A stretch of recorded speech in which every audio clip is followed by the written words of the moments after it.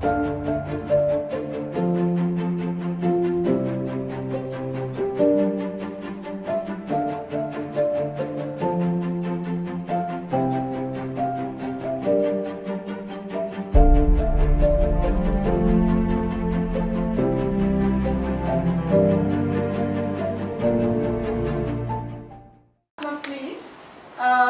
have really the fantastic opportunity to learn and listen the experience from the Niger Delta and how their experience in Nexus was and what we should be really focusing on. Thank you very much. Thank you. It was nice listening to the romance story being shared earlier. But before the romance in the Northeast was the romance in the Niger Delta. And I'll let you to be with that initial plan. And also before the crisis in the Northeast is the crisis that we were all aware of that we had in the Niger Delta, albeit of a different type. PAIN, the Foundation for Partnership Initiatives in the Niger Delta, was established in 2010 by the Chevron Corporation out of the recognition that the challenges there needed to be addressed differently from the way our companies had looked at things. And it was not going to be the typical quid pro quo approach. This had to look at things on a macro level, and it had to look at things on a systemic basis to achieve considerable sustainability. And so PAIN operates across all 9 states of the Delta, even where Chevron doesn't have operations. That's because you've got to look at things at that macro level that put pressure on what you have to deal with at your own micro level. We are a non-profit organization. We operate considerable arm's length from our funders. They've been very gracious to allow us to operate as things require. And what we're about is building peace and economic development in the Niger Delta. And so since 2010, we've been doing that. It took quite a bit of time to really settle down and look at things. But one thing that was very clear was that there was a nexus between conflict, peace and economic development. We were very clear to know that we needed to be catalysts between two mutually interrelated areas of economic development and peace building. We knew that it was going to be very difficult, and we understood that quite clearly, that there can be no economic growth without economic development. And there can be no, without peace, we can't have economic growth. And without economic development, you really cannot have peace within the region. So we knew then that, based on the analysis that we had done, that we had to really build those two things on those two forces. And so we looked at what was going on there. We found out that a lot of attention was being focused on those who were creating trouble. And so we flipped the model, and we started identifying those who were peace agents. Those who, if you had a situation in the community, people would go to resolve issues. The school teacher, the headmaster, the imam, the pastor, the reverend, the chief, the police officer, and so on. And we fostered the creation of a network of individuals who, in their own time, and I always like to tell this story. The first time I moved over to PAIN from the Chevron end, and I went to a community in Imo State, Awara, that had been in conflict. They have about 4 or 5 companies producing oil there, but when crisis hit, everybody ran away. There were 2 warring factions. But what impressed me was that there was this very pretty young lady who stood out among the Partners for Peace Network members, because the others were much older than her. And I was like, what are you doing here? What do you do? What made you to join P4P? He said, well, I'm from these parts and I want peace for my people. But guess what? This is not what I do full time. This is just what I volunteer for. I work for Procter & Gamble. I'm a marketer, but I have a day off every other week. And on that day off, she was volunteering. That's what it meant for people to really be engaged and then to be supported by an institution like PAIN with institutional capacity. And so Partners for Peace has grown significantly into a membership of over 6,000. And they keep track of developments within the place. They log in data to the platform that we maintain. We have, without Humanity, probably the most comprehensive database on conflict data. And we share this with embassies, institutions, wherever. And then we have a neat SMS platform where people can send in texts for us to fill the data, and then if you see a spike, you can then alert certain agencies to pay attention, as well as to members of the P4P network, who constitute what you call a preventive, a rapid response team. So we have an early warning, early response mechanism going on in that regard. And so by looking at all those and working with all those actors out there, former militants, reformed cultists and co, you were able to build a sustainable network that right now has its own board and is functioning on its own. We just support them at a very significant rate right now. We've spun them off and eventually they'll be self-sustaining. Right now they're working with other agencies across West Africa. They're working for Trust Africa and so on. Now, while that was going on, we then decided if there's some semblance of peace, and you all remember that things got better in the Delta at some point. And then around 2013, we started working seriously around our market development efforts relating to looking at some agricultural value chain sectors. And so from the analysis we have done, we have found 3 areas that could be sustainable and that have potential for significant growth within the Delta. And anybody who's been in the Niger Delta will know that cassava is a major thing. People produce a lot of cassava, and most of it is consumed within the Delta, in the domestic sector, not even touching the industrial sector yet. And then aquaculture, as well as oil palm. And what we've then done, keen on our names, is to focus on partnership. The other realization we had is that in the Delta, no single organization can solve the problem of the Delta. You need all stakeholders partnering together. And so we are very big on partnerships. And it's the same thing that we would recommend, and we're glad to know what's already happening. You need all partners, whether they're in the public sector, private sector, or what we call the people sector or the development sector. You need all partners. So we partner with everybody. I see my good friend from USAID here. We partnered with USAID on a market development project. We've collaborated with DFID as well. USAID was on Markets 2 with DFID made. We co-funded Markets 2, but we shared information and collaborated with MAID on the different things. And we all tackled the same things together. Markets 2 and Markets 1 and Markets 2 have ended. MAID is about finishing this year, and they've moved on to MAID 2, which is looking more at urban migration issues. And that's what's going on out there. And what we recommend is, as you go out there, moving from crisis to development, once you've transitioned from stabilizing things around humanitarian assistance and all that, we need to start looking at building sustainable market systems. That's what has worked on the Niger Delta. Just like PropCom shared earlier on, from day one we said we were going to use the markets for the poor, or the market systems approach in doing things.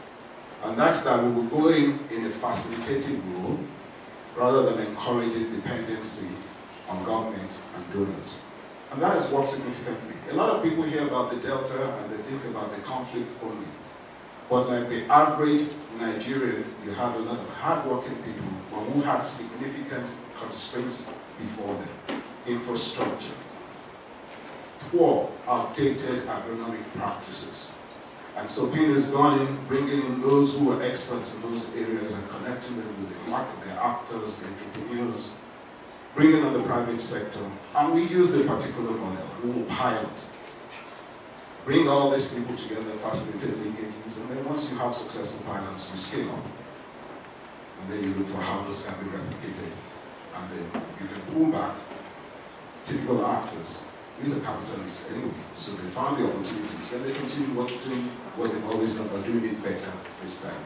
That's what has worked for us. I don't want to take too much time, but this is just some of the highlights, and then when it comes to questions, we'll be able to elaborate.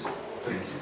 Thank you very much to all panelists for the audience for listening. Now we open the floor for comments, contributions, questions, please connect. It's really a great opportunity. Before wrapping up, we would like to have comments, but there is a comment from the panel, first of all, and in the meantime, I will ask my colleague Tunji and my colleague Abiola to look at contributions and note them down. Thank you. Note those who raised their hand. Okay, good afternoon once again. I want to add something about the Fix the Future program Nigeria Livelihood at the North East, particularly in Yobe State. The coming of this project, in Yobe State they have trained 20 field agents and 6 extension agents on improved agricultural practices. After that, they have linked us with National Seed Council to come and inspect our demo plot and seed plot to certify it. After that, they link us with agricultural input producers like Field Harvest in Kano, so that we should have access to go and have agricultural inputs at a low price. They have also linked us with grain dealers. These producer groups, they have their marketing committee. After they have harvested their inputs, they will gather it. They will not sell it individually. They will gather it as a group. Then we should go and call the grain dealers to come and buy it in bulk, so that they will not lose their money in selling individual. So this is one thing again about the Fix the Future Nigeria Livelihood. We are even we are even thanking them for their efforts in Northeast. Thank you very much. Thank you. Very nice comment. Thank you very, very much. So, who raised? Shall we go? So we have 1, 2, 3, 4. Thank you very much for this August gathering. Sorry, please introduce yourselves. Okay, my name is Professor Ibrahim Sajal. I represent Nepal and Periphery EU Consortium. Thank you for this gathering. I just want to draw the attention of this gathering to peculiarities in Nigeria, more especially as it affects the northern part of Nigeria and specifically Northwest. I want us to achieve this humanitarian development peace. We have to have a forward and backward looking approach. First of all, when you talk of synergy, we have to open up. There has to be open up and ready, and all the organizations need to be ready to shift grounds and to be accepting in their methodological approach. There should be a single methodology. This is why I think the World Food Program is doing a lot of good work there. There should be proper coordination. What we lack in Nigeria is the bottom-top approach. Because in Nigeria we operate in tiers. The federal level tier, the state level, the local governments and the community. Whatever is going to be done, these tiers have to be carefully observed. Then when it comes to building capacity and resilience, I think this should be based or should be done on the existing traditional activities that every community is known to be specializing in. Then you must be cognizant to the fact that land is very, very important in Nigeria. Take the example of the herds and farmer clashes. There is the need to re-identify and redesign the pathway and the farmlands to be aligned to the game reserves. I think this will go a long way in reducing the crisis. Similarly, when you want to achieve this, there must be reconstruction, there must be rehabilitation. Because if this is not done, when you resettle the people, there will be another clash on issue of land ownership and land utilization. So this is where I will stop. Thank you very much for that. Okay. We move to the second. Thank you. International in Nigeria. I totally agree with the panelist who talked about the peace model in the Niger Delta. My question to you, has this model been tried in Northeast, in Borno State? And if not, I think this is the right moment if you can share with the team through this forum all the lessons you learned, how you perfected it, so that from there we take it over and try customize the model in Bono, Yobe, and Adamawa. Thank you very much. I present FPO and I send the felicitation of the FPO country rep here. I want to contribute to what the WFP is doing. Fantastic job, I see. FPO is very much on ground in the Northeast. Even before the crisis started, I remember back in 2008 when there was this food crisis, FPO was on ground and we was able to sustain some farmers within the Yobe Aziz. So as for the NEXUS, we are also working. Currently, we are undertaking some 2 studies to understand the situation of the people on the ground here. One on the value chain development, impact of the crisis on the value chain for us to be able to work forward towards that. And then on seed, we all know that seed is a major problem in the North, and we're also conducting study on that, which will enable us to plan further. And I can assure you that FO is always there. Before the crisis, we're sitting for the WFP in terms of food assistance. Now they're also working together with them even in the livelihood aspect of the movement. And I can assure you that FO will always be there and work with all the partners. The state governments are there with us. We are working with them. As a development partner, we will be part of the development as well. Thank you. Thank you. Thank you very much. Thanks a lot. Okay, good afternoon, everyone. My name is Temita Progmatolani. I am one of the co-founders and the VP operations for Farm Crowdy, and I'm attending this event on behalf of my CEO. We have worked with farmers in the north, and I can specifically speak about one particular state. We had a project we did in Jos and last year, and we had to run off to another state because of the Fulani crisis, whereby we had an issue where most of our farms were destroyed by their cattle, and we had some of them burnt as well. For us, we want to stay in this community because our goal really is to focus on the rural farmers and help them improve from subsistence farming to commercial farmers, from the agricultural mindset to being agripreneurs, like the madam we spoke about.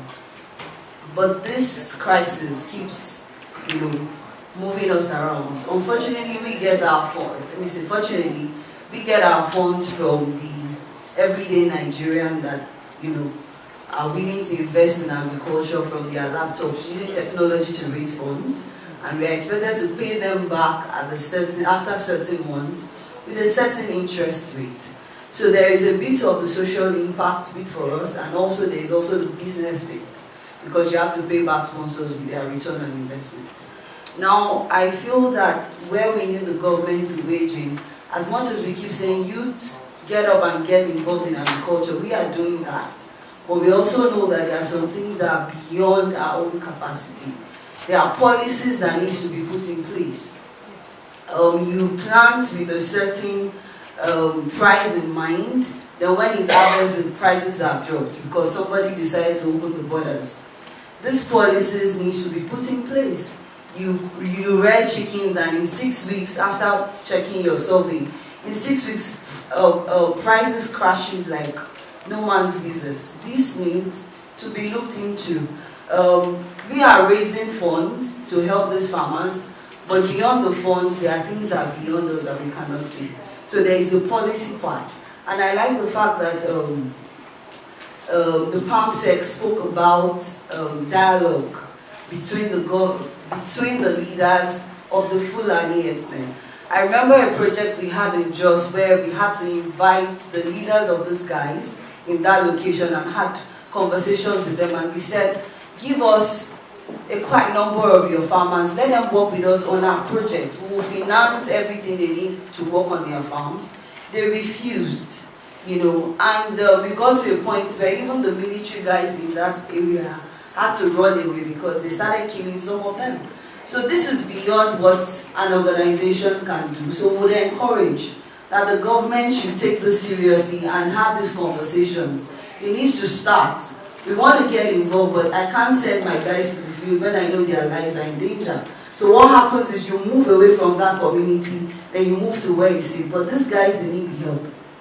And also, we would ask and encourage that the government should get involved in the place of training these farmers. We have the capacity to do it.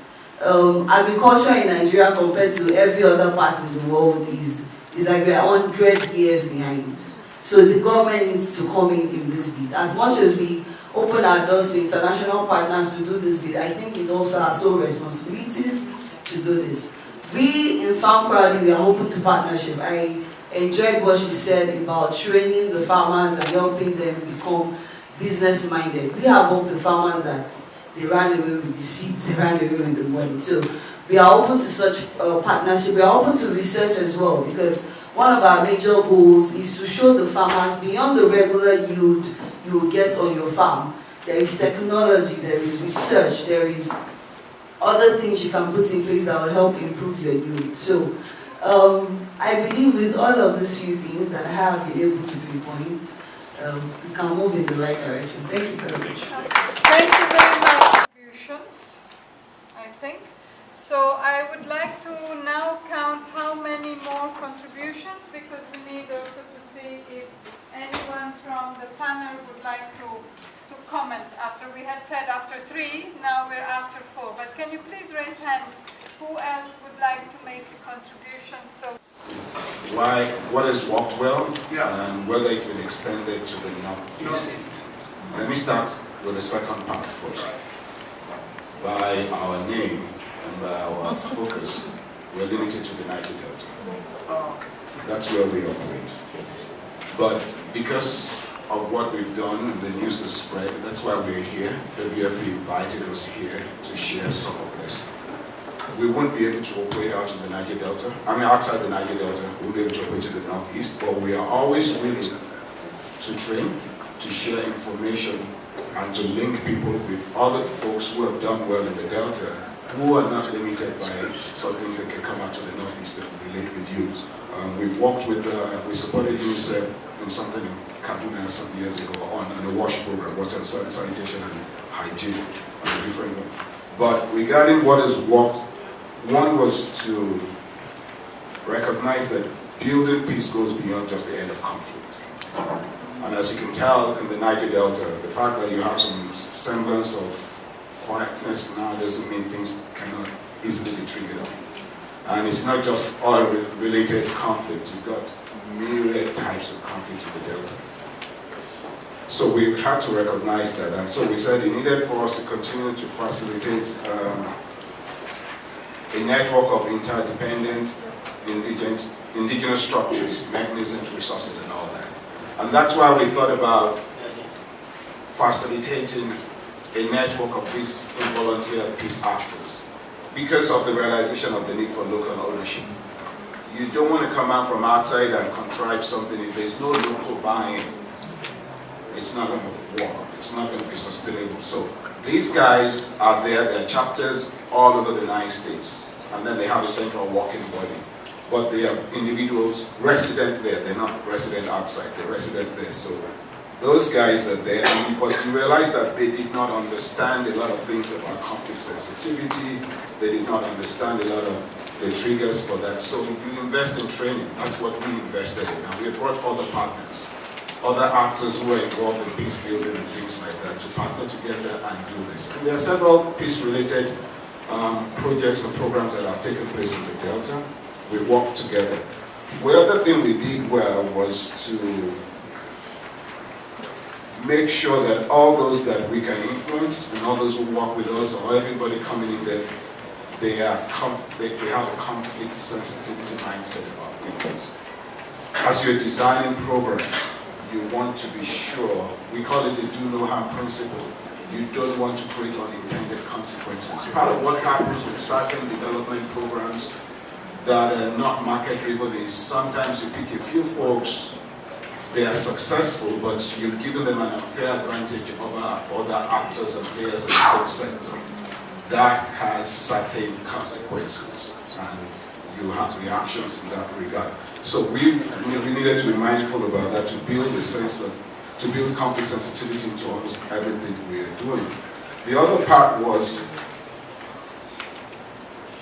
and then we have dedicated analysts who look at all that and then share it back with them as well as other actors. And these guys have been involved in election-related peace building efforts, and they already have started some efforts towards the next elections, and so on. Final thing I would like to mention is also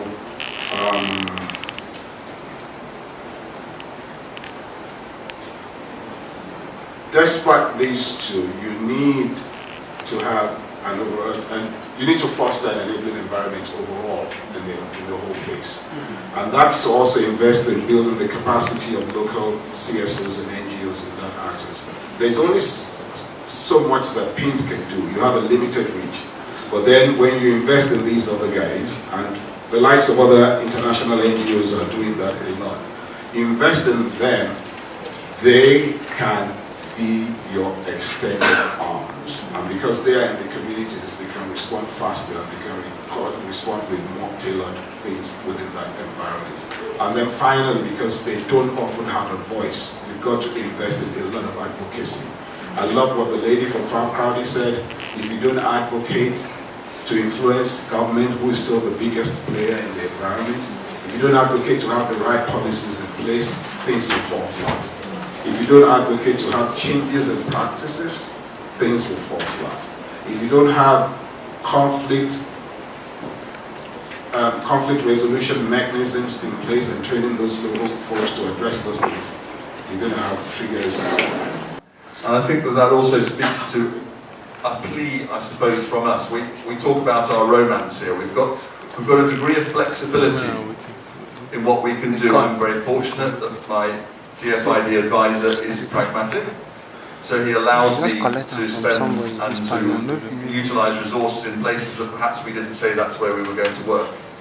I can see the same with GIZ, and I can see the same with CRS. But certainly talking to donors and giving a plea to donors allows some flexibility. Allow people to be pragmatic, because there is a Venn diagram between humanitarian delivery and the developmental delivery. So there is a crossover, that's why we're here. We're trying to identify that crossover. The more that crossover can be encouraged, the easier it becomes. People are funded in specific lines to deliver specific things. Those specific things don't necessarily speak to other partners as well as they could do if there was, as I say, there was a degree of pragmatism and flexibility. So that's what I appeal to. I appeal all the time to our funders for. Let us do things where we can see that there is an opportunity, and let us maximise that opportunity. Thank you. I hope everybody is taking very well notes, at least the note takers we have in the room, because we are really gathering such a wealth of extremely good input from everyone. Well, we will give you the floor to close also. Thank you very much. My name is Seigo Abenuni. I'm a Deputy Director in the Department of Review and Rehabilitation for National Emergency Management Agency. My question is a very simple one. I just want to find out if there is any relationship or synergy between this project and Fadama 3, which is World Bank assisted project with regard to Northeast. The second aspect is more of suggestion. As we are thinking of production in agriculture, we should also be thinking of improved storage facility for the purposes of repositioning of the food items in case of emergency and disaster situation. Thank you very much. My name is Garba Ahmed. I am neither a government employee or an employee of the NGO. I work for myself, and although I used to work for government, I have had the opportunity of, I come from Adamawa State. I come from Adamawa State. I have operated at policy levels in the agri sector, in the health sector, and in the planning department. I have interfaced with NGOs at the peak of the Boko Haram crisis. And everybody knows Adamawa State is an epicenter of the Boko Haram crisis. I've listened to the panelists. It's quite interesting. There are a few people that I recognize. And at the risk of repeating what people have said, I want to say that for the agri sector, one thing I will advise is that in my sojourn in the health sector, what has helped us in addressing issues of NGO activities at subnational level is that we have been able to develop a sector-wide coordination unit. I don't think we have had the opportunity of doing that at the agri sector. And we've seen situations, as a consequence of that, we've seen situations where we've developed single solution, a one-fit solution for problems, for issues that cut across several, that require a different way of thinking. When I worked at the agri sector in the ministry, the issue with support for insurgency has always been provide seed, provide fertilizer, develop extension support. At the inception of the crisis, I will say that was a necessity, that was a need. But as we move from the crisis stage to developmental stage, I think we need to move a little bit away from that kind of approach. We need to develop enterprises, commodity-based, commodity-specific interventions. Enterprises that support specific commodities. Maize-based enterprise, sheep and goats-based enterprise, maybe sorghum-based enterprise, cowpea-based enterprises. This is the kind of business models we feel will support livelihood issues. I operate a farm just 2 kilometers from Malkoy. Every morning I pass Malkoy. Malkoy, incidentally, is the second largest IDP center in Adamawa State. Every morning I pass Malkoy to the farm. Every morning I return from the farm, I pass Malkoy. I have seen the tremendous energy of individual IDPs, the extent to which people have gone to develop themselves. People that know Malkoy, there is the community of Malkoy, then there is the IDP. We have seen IDPs now that have moved out of the camps on their own. They have set up businesses in Malkoy village. We buy herbicide, we buy labor from those IDPs. And I think this is the kind of approach we should go. We should start looking at enterprise-based interventions. Interventions that will support specific enterprises. Generalized support in terms of providing seed, herbicide, agriculture will not work. We have gone beyond that.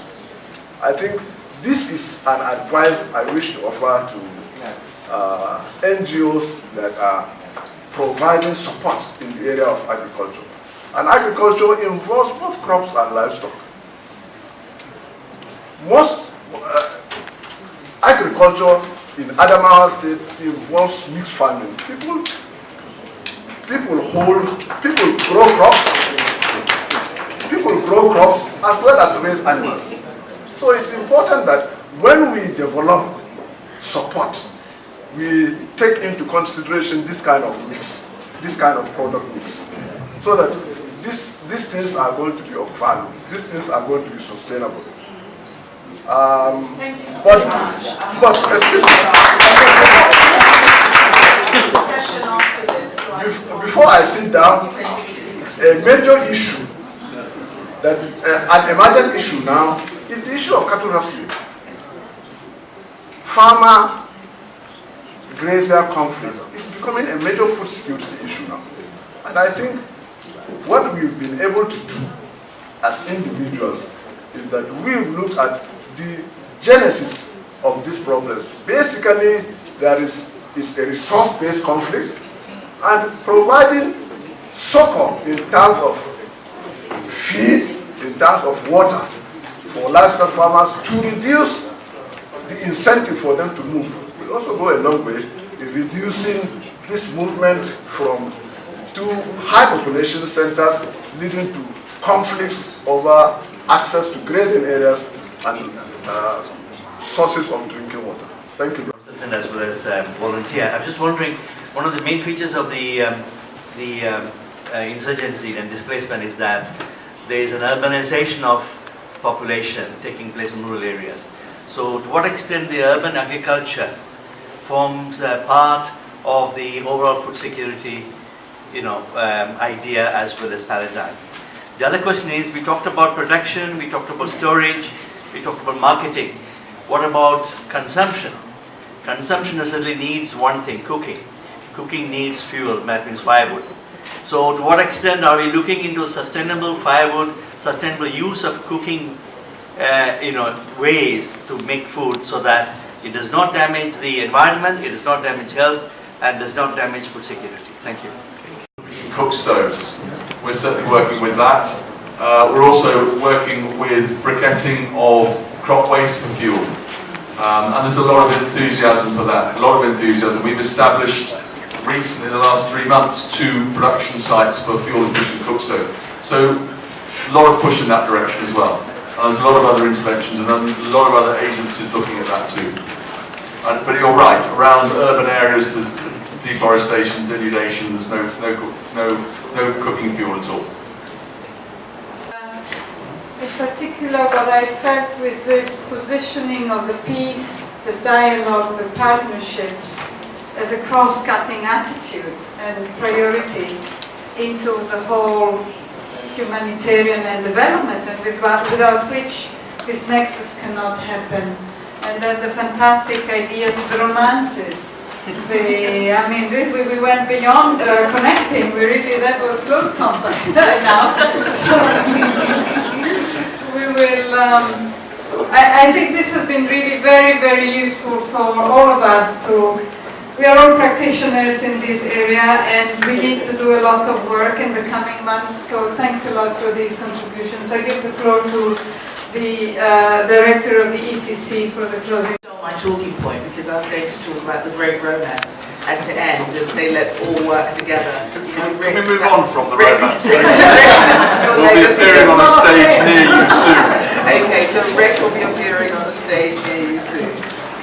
No, that really was a great session that was full of really some very heavy information at the beginning regarding the Padre Homin's Day and the initial scare when we saw the new and improved, but not so new and improved figures.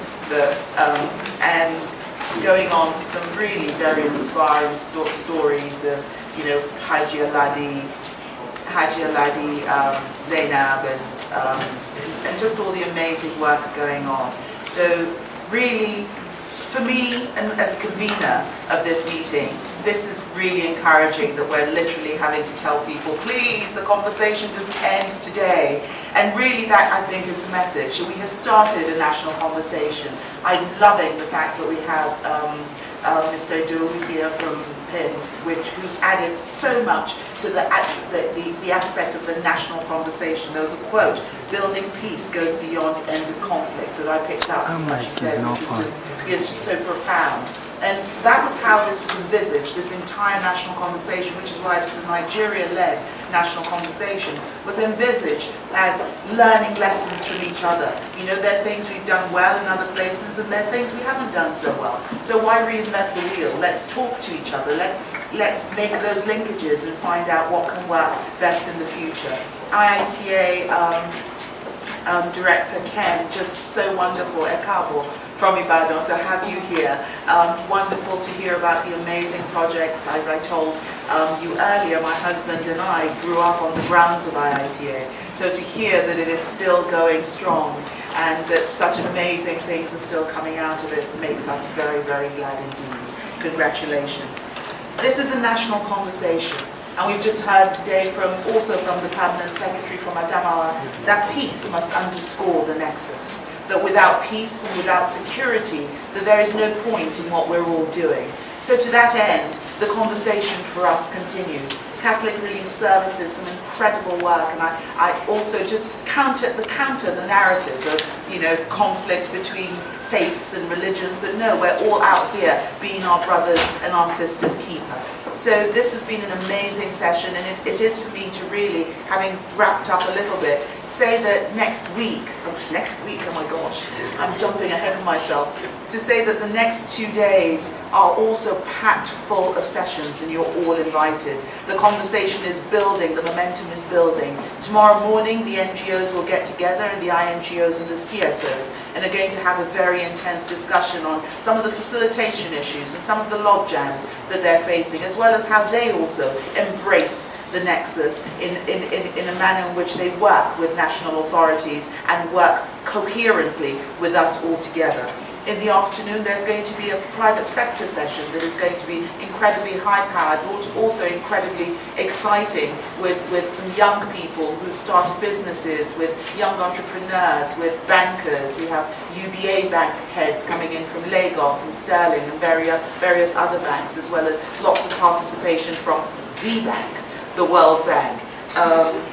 I'm going to be very quiet in that session because I just, you know, every time World Bank people get into a room, I feel like I need to get my dictionary out. When they start talking about macroeconomic policy, they didn't teach me that in medical school. So that will be tomorrow afternoon, and then Thursday and Friday are our big conversation days, the high-level sessions. Everything we're saying, I want you all to know that your thoughts, your ideas, the outputs that are generated from each of these sessions will be going into that main conversation. There'll be pages of, you know, sort of a one-pager of what you have come up with here today. I'm hearing coming out, you know, the peace aspect. I'm hearing, you know, how do we go from production all the way to consumption? We just heard from the back. All these things are ideas and questions, and you talked about a good ideas box or wall for the end of this session. And that really is what we just did already, Mirta. There's a good ideas wall. We've got good ideas. We're moving forward. You're invited to join the conversation online, on Twitter, on Facebook, #NigeriaHDPN. But most importantly, you're invited to join us in person here tomorrow, Thursday and Friday. Thank you very much, and have a good evening.